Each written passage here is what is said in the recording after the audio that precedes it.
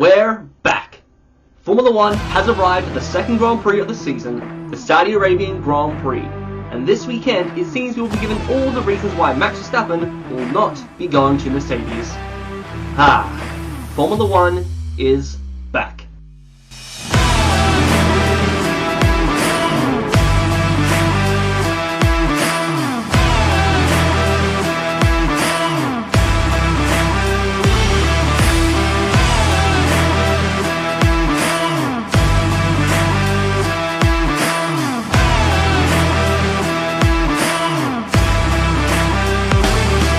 Hello and welcome back to Connor F1 and my review of the Saudi Arabian Grand Prix.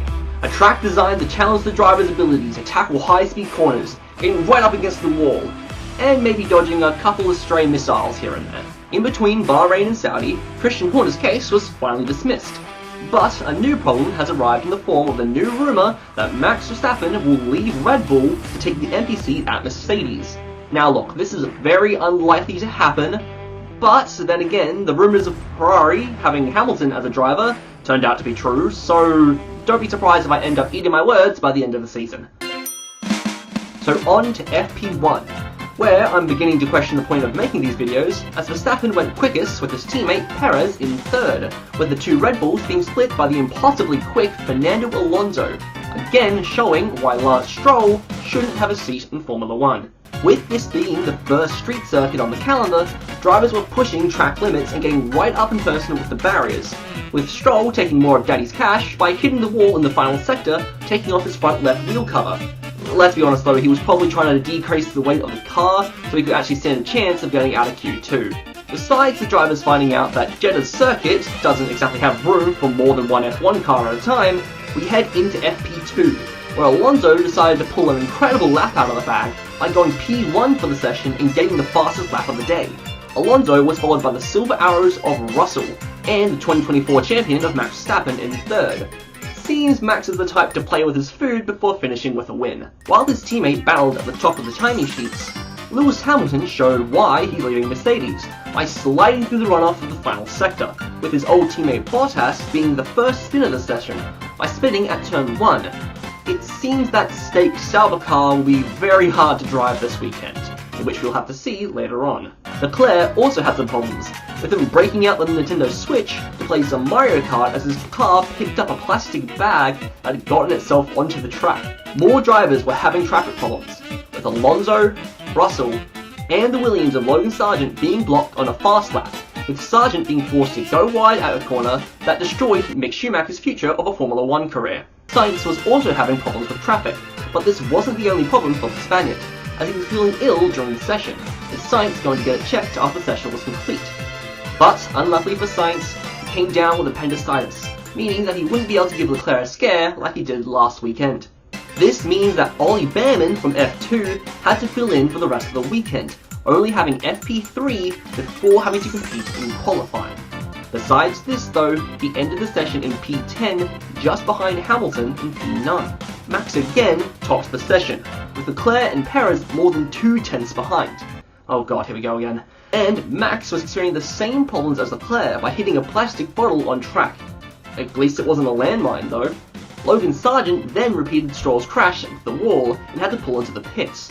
But last year's crash champion wasn't the first to have this year's first big crash, with the honours going to Zhou Guanyu as he spun out during the last part of the session.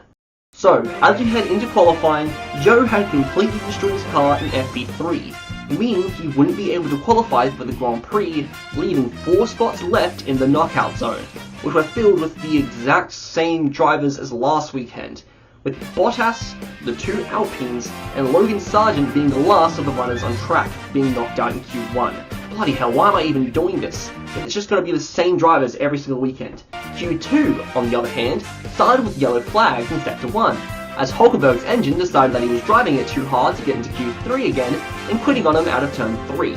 This again left 4 spots left in the knockout zone, and after the first runs, Bearman was in the drop zone, and wasn't able to knock Lewis out of Q2 by 0.04 of a second. Bearman was then joined by the Williams of Albon, the Haas of Kevin Magnussen, and Daniel Ricciardo, who probably didn't want to start next to Yuki after what happened last weekend. And now on to Q3, with the first run of the night with Perez and Alonso head to toe with their times. As Max crosses the line and he's already 3/10 ahead on pole. Why do I even do this? Why? As the second run's begun, Alonso tried to get a slipstream from Hamilton to get anywhere closer to Max, but by the time the final runs were complete, Max lines up on pole position, with Leclerc 3/10 behind in second and Perez in third, with a strong showing from both McLarens in P5 and 6 respectively, and a good start to the race by Yuki Tsunoda, who ends up starting in P9. But with tensions high in the garage and the grandstands, Gasly's gearbox decided on the formation lap to give up before the nightmare begun. So, who will be the one to win the Saudi Arabian Grand Prix? And away goes Norris, and away we go! And again, Max is 1 second ahead after lap 1. And as the snake of cars began the 50 laps of the Jeddah Corniche circuit, battles all throughout this field began. Except for the battle for first, but still, it's something.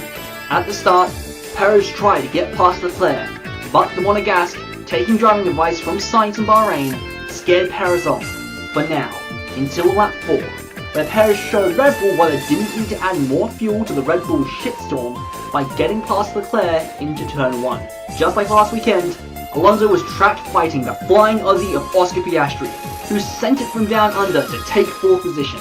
Ollie Bearman was finding hard to fight with the top dogs in motorsport, being forced off the track at the start and now stuck in a train of 6 cars, making contact with Yuki Tsunoda at turn 1. And as Bearman continued to track down Tsunoda into the final sector, Stroll decided to give up on not trying to hit the wall and broke his suspension, pile driving into the wall, with this of course bringing out the yellow flag and the full course safety car for the first time this season. This opened the teams up to do their first pit stops under safety car, with everyone besides Norris, Hamilton, Hulkenberg and Zhou Guanyu staying out, meaning we got to see 14 of the world's best drivers try to drive in a pit lane the size of a parking lot.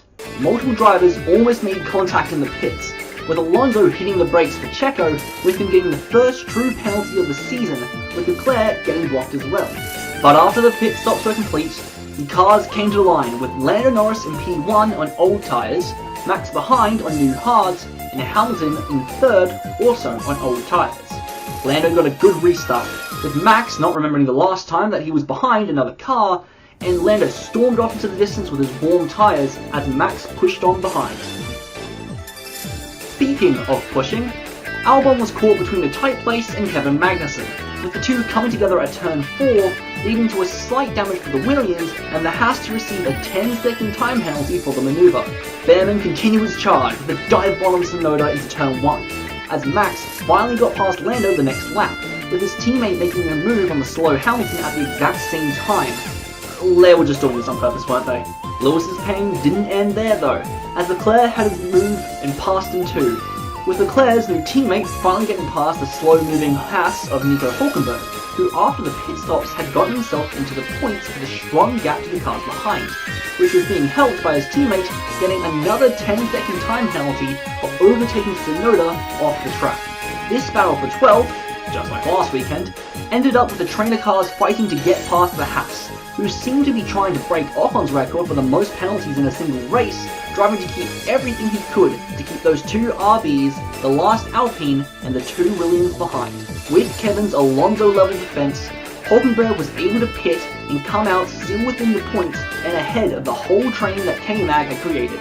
With the cars finally starting to calm down and the Grand Prix slowly coming to end, Daniel Ricciardo decided to make us remember that he still existed in this race by spinning on his own at turn 2. Finally, all eyes moved to Bearman and Norris, with Norris now on new softs chasing down the rookie. Lap by lap, the gaps got smaller and smaller, but as Max crossed the line to win the Saudi Arabian Grand Prix, with Checo in second and Leclerc in third, Bearman finished his impressive weekend in P7 ahead of Lando Norris. And that was the Saudi Arabian Grand Prix. Not the best race, but better than Bahrain in my opinion. And yes, this has been quite a slow start to the season, but with Max continuing his winning streak, I have a feeling I might need to keep watching to see if anything happens, as we head down under for the next weekend in Melbourne, Australia. I've been Connor, and thank you for watching. Please make sure to like and subscribe so I can continue to make all of these videos. I've been Connor, signing out.